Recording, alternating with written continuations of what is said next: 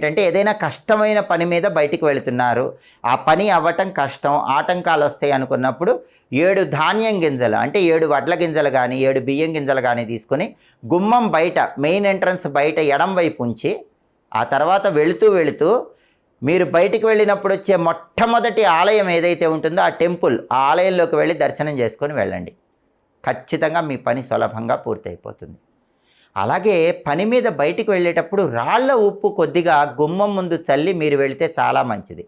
ఆ తర్వాత ఇంట్లో ఉన్న వాళ్ళని గుమ్మం ముందు మీరు చల్లిన రాళ్ల ఉప్పుని చిమ్మేసి ఆ రాళ్ల ఉప్పు ఎక్కడైనా చెట్టు మొదట్లో వేయమని చెప్పండి. అప్పుడు కూడా మీకు పనుల్లో ఆటంకాలు ఉండవు, విఘ్నాలు ఉండవు, కార్యసిద్ధి ఖచ్చితంగా లభిస్తుంది. కాబట్టి రహస్య పరిహార శాస్త్రంలో చెప్పిన ఈ పరిహారాల్లో ఏదైనా పాటించండి, పనుల్లో ఆటంకాలు తొలగింపజేసుకుని కార్యసిద్ధిని పొందండి.